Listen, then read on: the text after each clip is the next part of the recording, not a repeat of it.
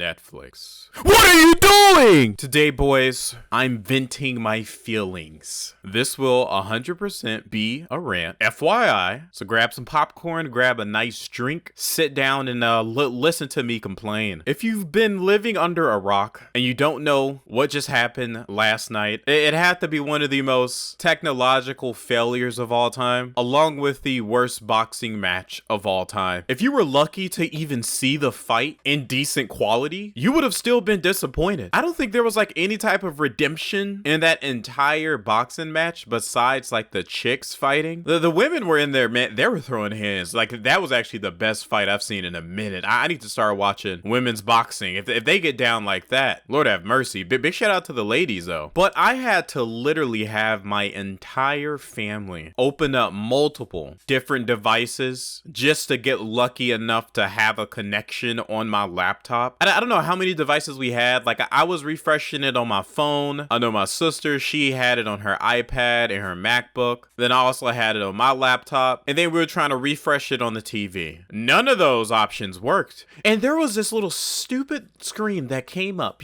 What Netflix was trying to do, right? Because they're too cheap to buy servers, okay? They're too cheap to buy more servers to host one live stream. They had one job, and they failed. Create a seamless experience on your app or program as if we were watching live television. Simple. But the little message that popped up, they didn't try to say, hey, our servers are experiencing a lot of traffic. No. That they tried to blame your internet company. They tried to blame your internet instead of taking accountability. They said, no, contact your internet company, okay? It didn't matter if you had the best internet in the world. I'm talking about 1 terabyte internet speeds. You were not going to be watching that fight without an extreme problem on your hands. And then sometimes a little loading screen, it'll go fast, right? It'll go up to like, 25%, and then it'll go back down. And then it'll stop at 99%. They had you edging the entire time, bro. The entire time. And you had people that were live streaming the fight, like they had their phone out and they were recording their TV. They weren't actually at the event. So they were trying to basically, gain some followers saying, hey, I'm live streaming this fight. Watch my stream just in case your screen is like buffering. And guess what? There were like 40 different live streams, right? Not even 40, thousands of different live streams. But at least on my social media feed, I saw 40 different ones. And each one of them were on different rounds, meaning that I had one guy that was on like round 1 of the chicks fighting, and then another guy that was on round like 7, and then another guy, I watched his stream, like the fight was over. So there was like no even coordinating which stream you should watch to get a rip-off version of the fight, because everyone was technically still lagging. So the only way you could maybe possibly see the fight was if you were watching a live stream of someone actually being there inside the stadium watching the boxing match. That was the only way you can get technically a somewhat accurate grounds of where the fight's at. But guess what? There's even more problems, because the people that were streaming that portion, more than likely they didn't have the most expensive seats possible, so you couldn't see anything. So we would be watching the fight from 1,000 seats back. The fighters look like little dots. Of course, they got it showing on the big screen too, but let's be real. It's a screen recording a screen while we're watching it through another screen. So it's not the best quality possible, right? It's not what I'm paying for. Netflix, I paid for you to guarantee a seamless service. I know they made, Netflix made so much money because obviously a lot of people were watching the fight. So I know you made your bucks. I know you made your buckaroos, Netflix. But guess what? You didn't deliver on the product you promised. Bro, I even saw this OnlyFans chick, right? She was saying, hey, I'm going to stream it on my private Instagram account. I want you guys to go ahead and follow over there and subscribe to my Instagram. That's how you can see the fight. Like, do you see how these scallywags, bro? Like, so many people were trying to take advantage of this, and it's just pathetic. Like, just scumbags. Like, it's like when the opportunity for people to make profit appears, then the rats will always come out, man. The little fucking roaches. So you had scallywags trying to take advantage of the fight, man. You had other dudes even trying to take advantage of the fight, saying, hey, in order for me to stream this, which their stream would also be behind, mind you. Remember, I just told you. No one has an accurate, how should I say, time and place of where the fight's at, because people, it's lagging for everyone. So this guy, he might think his live stream is working for his Netflix account, but it's really not. It's really like 5 rounds behind. And then they're trying to charge people on top of that for basically nothing. But guess what? Luckily, I was able to get the fight on my laptop. Like at the last second, I think I got the fight, the stream somewhat perfectly on my system. I don't know if it was because maybe I downloaded a VPN, because I did download a VPN Chrome extension. I literally downloaded a free one, right? Like this is how bad it was. I looked up a free VPN, and I'm gonna tell you guys it right now. I'm on my computer. Well, you know, I make my videos on my laptop, so let me check it here. 1 second. It's called Proton VPN. Look it up. It's a free VPN. You can download it. It's a Chrome extension. I don't know the legitimacy of it, but for some reason it worked. I was like connected in Seattle. So big shout out to Seattle, I guess, for helping me watch that fight. So I was able to watch it. My quality was the best quality in the home for some reason. So like even though we're all sharing the same internet connection, I don't know why it just worked on mine. I don't know if it was from the help of the VPN, but it was good. I was straight. So we all ended up literally plugging up my laptop to the TV and watching the fight from there. And then, you know, we would constantly lose quality, but we didn't care. It was like definitely progress. But regardless, horrible experience on their service. But let's go ahead and move on to the other half, okay? Then now we're going to start talking about the fight itself. The app basically kind of encapsulates, don't know if I said that word right. You guys know I got like a tongue problem, bro. I don't know. Like I slur a lot. This is what happens when you're from a family of like immigrants in the deep fucking South in Arkansas. So excuse me for my slurs. But anyways, boys, the fights themselves. The first fight, everything was going like somewhat good. I think we were able to watch that one pretty well. It was like some dude with like blue braids or cornrows or whatever. That fight was weak. Didn't really care about it. I don't know how many fights happened in between that card. I'm gonna be honest with you all. Last time I got a good connection, I saw like the Hispanic. It was like some Mexican Mayan type of dance they were doing when they went out on the ring. I saw a little bit of that and then it skipped. Everyone was having internet connections around then, and then we got to like the chicks just throwing hands, and that's where my laptop was like starting to work. So I was able to see maybe 20 to 30% of that fight, and to me that 20 to 30% I saw, they were throwing those blows. I heard something about like a headbutt, so I know that was interesting, but man oh man were they throwing those blows. So big shout out to the ladies out there. The ladies were fighting harder than the guys, as I said in the beginning of the video. That was like the highlight moment of that entire Mike Tyson versus Jake Paul, was the women fighting. Big shout out to those queens, right? And then I believe after they like fought, I remember just looking at the camera, right? And all I see is just nothing but like meat hanging out from her, like, was it her right eyelid? Like right above her right eyelid or eyebrow. Man, she got busted up. So that was very interesting. I was like, man, yo, they're fighting like gladiators out there. But I guess they were also like the only professional boxers from what I'm hearing. I could be wrong on that, but from what I understood, they were like the only actual professionals. So that's actually expected. But damn, man, they were in each, bro. That was a good fight. To be honest, I definitely have to rewatch that one. And then I like look on social media and I remember seeing like Mike Tyson's ass cheeks out, you know, and he was in his locker room or whatever. So that's expected, but man, did it look funny, bro. Like people were memeing his ass cheeks. That was fucking funny. I love the internet for that. So you had my boy's ass cheeks hanging out, and then some people were like stuck on the buffering with his ass cheeks hanging out, because he was once again getting dressed and getting like prepped, going through like the hype shit. And then Mike Tyson actually walked out alone, which I thought that was pretty cool, right? Jake, you know, very flamboyant, of course, you know, he brought out a car or whatever. That was pretty cool too. And I think like Mike Tyson, when he was walking out, he tripped on something. I don't know what it was, but he tripped.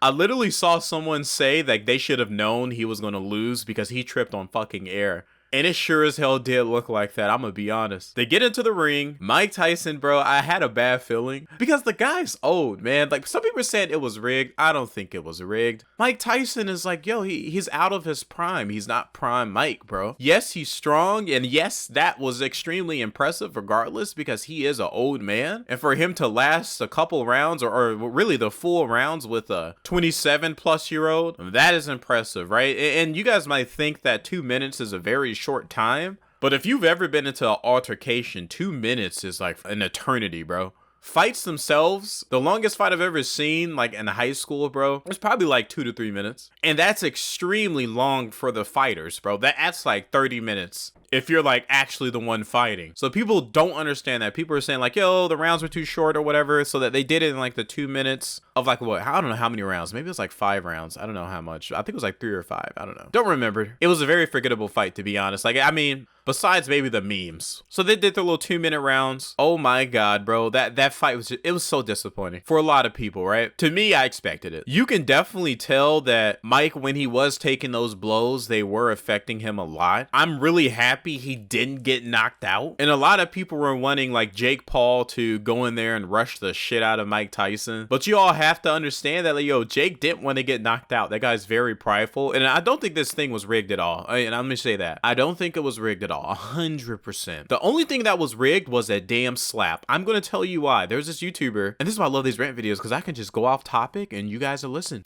There was this YouTuber, Devin Nash. He literally talked about how he's been inside the room of the top content creators and them literally having professional writers write out beef, write out scenarios of them getting into altercations, writing out tweets. So if you don't think something this big was strategically planned when it came to the slap, I'm not talking about the results of the fight. I'm talking about the slap. When Mike Tyson slapped the hell out of Jake Paul, that was 100% plan, I promise you. But the fights or the rounds or the results of the match was not. Jake Paul is too prideful for that, and Mike Tyson is 1,000% too prideful for that. Why would you end your career on a rigged fight? You know what I mean? Even though this really doesn't even affect Mike Tyson's career, because no one really cares. We understand that you're not in your prime anymore. It just doesn't make sense for the fight to be rigged. So Jake Paul was honestly running a lot in that entire altercation, rightfully so, because I won't want to get knocked out by an old man. I don't care. I don't care if you're a fucking legend. Do you think I'm gonna get my ass beat and for my fans to talk shit about me forever? No, dude, like, just because you're a legend doesn't mean I'm gonna put you over myself.